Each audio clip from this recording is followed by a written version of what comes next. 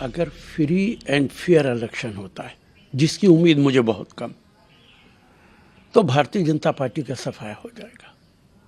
लेकिन आज बड़ा सवाल है कि इलेक्शन कमीशन किस तरह चुनाव कराता है। ईवीएम की मशीनों पर भी शक और शुबा है, खिलवाड़ होता है उनके साथ। इसलिए कुछ नहीं कहा जा सकता कि महाराष्ट्र के अंदर क्या होगा।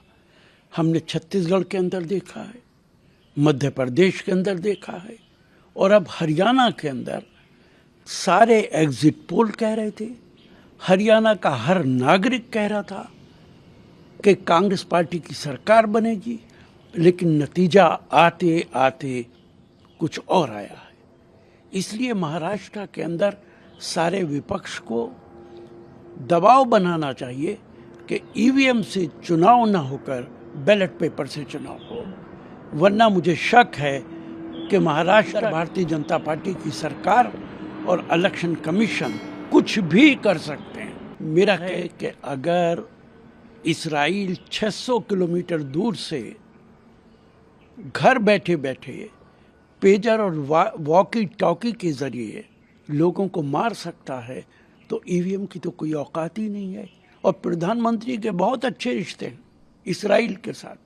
इजराइल इन मामलात के अंदर एक्सपर्ट है, इसलिए ईवीएम का बड़ा खेल कहीं भी हो सकता है, और उसके लिए भारतीय जनता पार्टी चुनाव से पहले ये सारे काम कर लेती है। देखिए, बहुत चिंता की बात है जब 6 डिप्लोमेट्स को भेजा जाता है, कोई भी कंट्री भेजता है, तो इसका पता चलता है कि उस कंट्री के साथ हमारे रिश्ते ठीक नहीं हैं। कनाडा के साथ तो हमारे रिश्ते बहुत अच्छे रहे हैं। आज इस हद तक हमारे रिश्ते खराब हो गए कि 6 डिप्लोमेट्स को भेजना पड़ रहा है। तो भारतीय जनता पार्टी जो कहती थी पूरी दुनिया में डंका बज रहा है मोदी साहब का, क्या ये वही डंका है? आहिस्ता आहिस्ता प्रधानमंत्री ने भारत की स्थिति दुनिया में ये कर दी है कि आज हमारी इज्जत दिन ब दिन घटती जा रही है, और कनाडा के अंदर जो कुछ हुआ है ये उसकी बड़ा सबूत है। वहाँ के प्रधान क्या हुई, उसमें भारत की संलिप्तता है, हालांकि भारत की तरफ से लगातार इस बात का इनकार किया। देखिए, सवाल ये है, भारत के इनकार करने से कोई नहीं मानेगा। कनाडा को चाहिए कि सबूत दे अगर इसके अंदर हमारा हाथ है, और भारत सरकार को चाहिए कि उन सबूतों को देखे और इस बात को क्लैरिफाई करे, क्योंकि इससे सिर्फ कनाडा नहीं पूरी दुनिया के अंदर हमारी बदनामी होती है।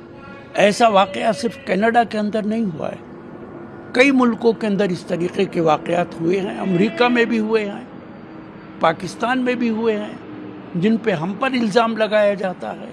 तो ये बात पहले कभी नहीं होती थी, बीजेपी की सरकार के अंदर ही ये होना शुरू हुआ। तो इसलिए इसे बहुत सीरियसली लेना चाहिए। क्या आपको लगता है सर कि विदेश जो मामले होते हैं उसमें सरकार को ज़रूरत है कि अपोजिशन को भी साथ में रखे, उनको भी पूरी जानकारी दे? देखिए, विदेश में नहीं, भारत में भी आप जो कुछ कर रहे हैं, लोकतंत्र है, आप विपक्ष को एतमाद में लेना चाहिए, कॉन्फिडेंस में लेना चाहिए। यूपीए की सरकार में जो भी कानून बनते थे, हम हमेशा विपक्ष को कॉन्फिडेंस में लेते थे।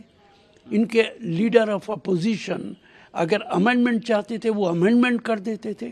आज तो हालत ये है कि सरकार जो कानून बनाना चाहती है किसी को बताती नहीं है, ऐलान कर देती है। 3 तलाक का कानून आपने किसी से मशवरा नहीं किया, किसानों का कानून आपने किसी से मशवरा नहीं किया, कश्मीर का 370 आपने किसी से मशवरा नहीं किया। अब वक्फ चल रहा है, पहले ही कह रहे हैं अमित शाह कि हम विंटर सेशन के अंदर पास कर देंगे। तो अगर आप विंटर सेशन में पास करेंगे तो ये जेपीसी क्या कर रही है? तो ये लोकतंत्र के परागचे उड़ा रहे हैं, और ऐसा लगता है कि भारत के अंदर तानाशाही है।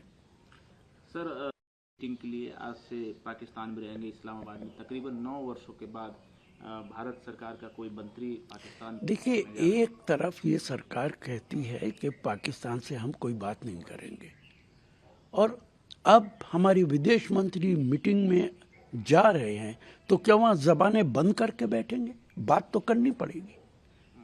आप ऐसा नहीं है कि पाकिस्तान में जाएंगे और पाकिस्तान से बात ही नहीं करेंगे, आंखें और कान बंद करके बैठ जाएंगे। एक तरफ आप कहते हैं हम पाकिस्तान से बात नहीं करेंगे, दूसरी तरफ हमारा विदेश मंत्री पाकिस्तान जा रहा है। भारत सरकार की जो फॉरेन पॉलिसी है वो भारत सरकार की ही समझ में नहीं आती है, और हमने अपने सारे पड़ोसियों को अपने खिलाफ कर रखा है। बांग्लादेश के अंदर क्या हुआ आपने देखा, पाकिस्तान हमारा दुश्मन है, चाइना हमारा दुश्मन है, नेपाल हमें पसंद नहीं करता, लंका हमारे खिलाफ है, म्यांमार ने हमारे फौजियों को भगा दिया। ये कौन सी फॉरेन पॉलिसी है?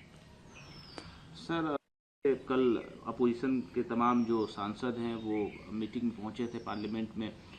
वफ़ कमेटी के तमाम जो सांसद हैं, एक बड़ा वहाँ पर चर्चा हुआ बीजेपी की तरफ से कि वफ़ की जो लैंड है वो खड़गे साहब को कर्नाटक में दे दी गई। उसके बाद वफ़ कमेटी के सांसद जो अपोजिशन के सब वॉकआउट किए।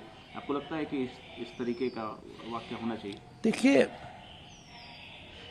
कौन सी ज़मीन किसको दी गई या ना दी गई, जेपीसी का ये काम नहीं है। जेपीसी का काम है कि जो कानून सरकार ला रही है क्या ये उचित है या अनुचित है। उस कानून को सरकार इसीलिए ला रही है कि वो वक्फ की ज़मीन को हड़पना चाहती है और वक्फ के कानून के अंदर इस तरीके का अमेंडमेंट करना चाहती है कि उस वक्फ की प्रॉपर्टी पर इंटरफेयर कर सके, उस पर काबिज हो सके, जिसको मर्जी चाहे उसको दे सके। अभी तक तो वक्फ की बहुत सारी प्रॉपर्टी है जो हमारे फौज के पास भी है, भारत सरकार के पास भी है, बहुत सारे लोगों ने कब्जा रखी है, उसके अंदर बेईमानी भी हुई है, कहीं इसमें कोई शुबा नहीं है।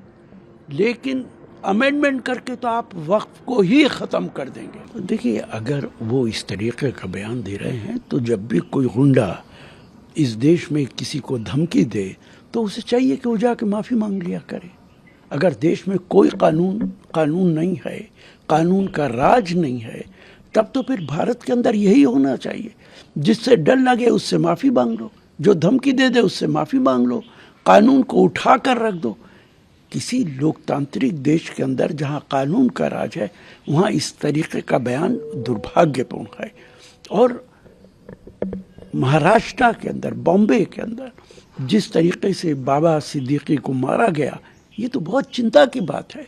इसका मतलब है कि वहाँ जंगल राज है, और जहाँ जहाँ बीजेपी की सरकारें हैं वहाँ इसी तरीके के हालात हैं। ताज़ा खबरों के लिए हमारे चैनल को सब्सक्राइब करें और बेल आइकन दबाएं।